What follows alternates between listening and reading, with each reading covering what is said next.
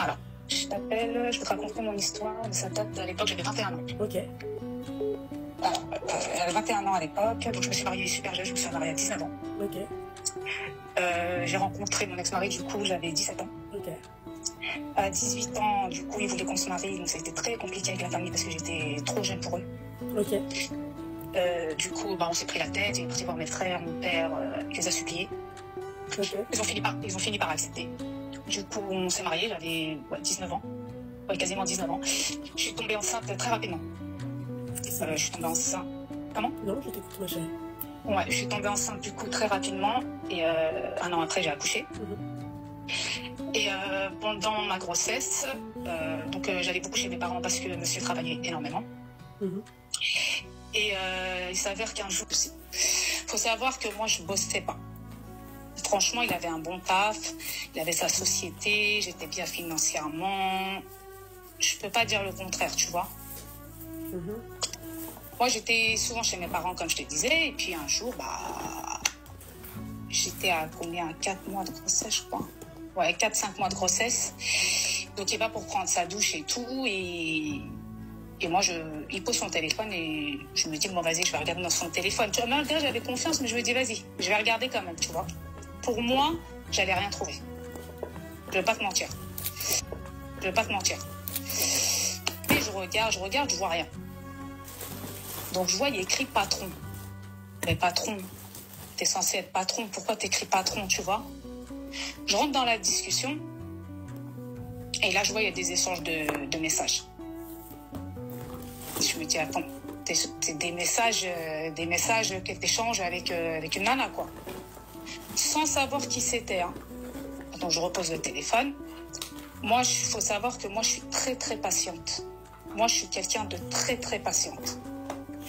Je repose le téléphone, je continue ma petite vie, j'en parle à personne, je passe ma grossesse.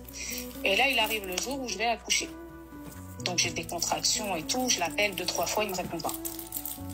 J'appelle ma mère, qui vient avec mon frère, je vais aux urgences et tout. Du coup, j'accouche en urgence, sans péridurale, sans rien, et il n'est pas là. Tu vois? C'est mon premier enfant, il n'est pas là. Tu vois, bon, je me dis, vas-y, il travaille encore une fois et tout. Donc, j'accouche et tout, et il vient à l'hôpital peut-être 1 heure après. Ouais, excuse-moi, des fleurs, des trucs et tout. Je pouvais pas, j'étais au boulot, trop de taf, bref. Donc, j'accouche et tout. Tu peux abréger, s'il te plaît? Ouais, je vais abréger. Donc, je sors de l'hôpital, je vais chez mes parents. Chez nous, c'est comme ça. Je vais chez mes parents. Je reste 10 jours. Et je rentre chez moi. Et là, le lendemain, j'ai ma voisine qui vient me voir et qui vient me ramener un petit cadeau pour ma fille, du coup. Et là, elle me dit, écoute, il y a quelqu'un qui venait chez toi. Il y a une nana qui venait chez toi. Ah ouais, je lui dis, il y a une nana qui venait chez moi, ouais. Donc, elle me l'a décrit, une fille banale et tout et tout. Ok. Donc, il y a une meuf qui vient chez toi et tout. Donc, moi, je fais quoi? J'avais déjà vu des messages. Donc là, je fais quoi? Je décide d'acheter un traceur. J'achète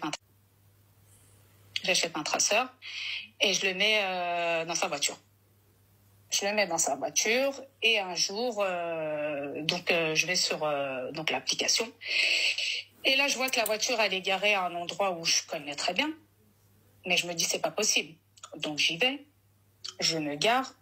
4 voitures derrière lui. Je vois sa voiture et j'attends. Et cette adresse, c'est l'adresse de ma cousine.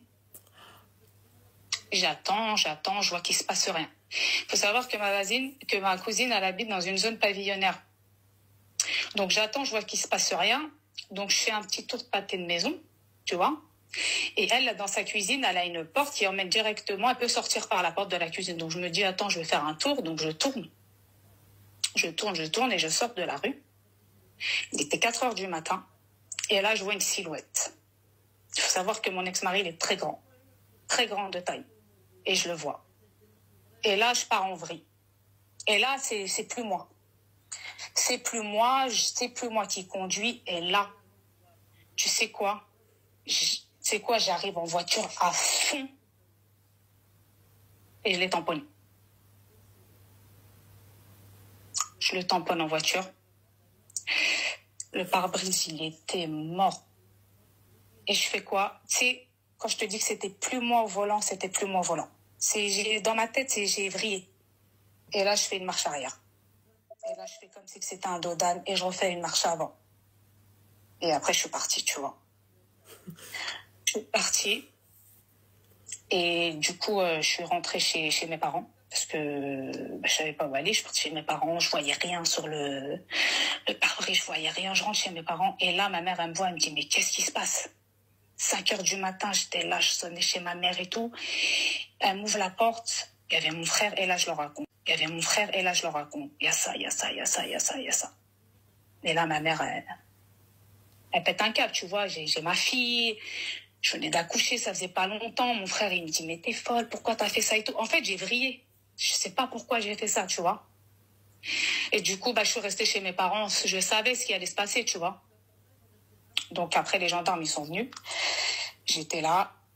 Donc ils m'ont... Mais comment ils ont su que c'était toi, excuse-moi? Ils ont su parce que l'autre, elle a dû me voir. C'est sûr, c'était devant chez elle.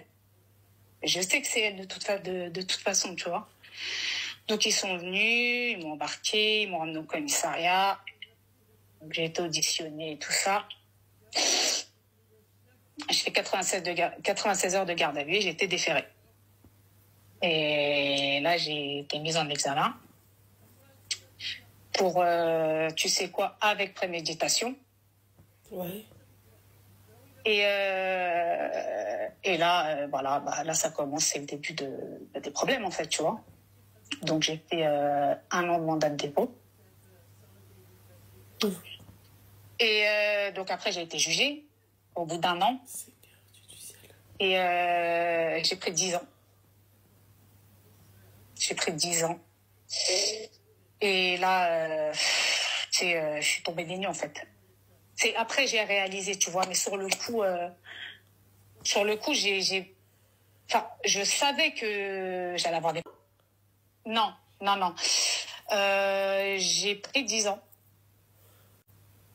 Mais je suis sortie au bout de 7 ans. Sans compter le 1 an de mandat de dépôt.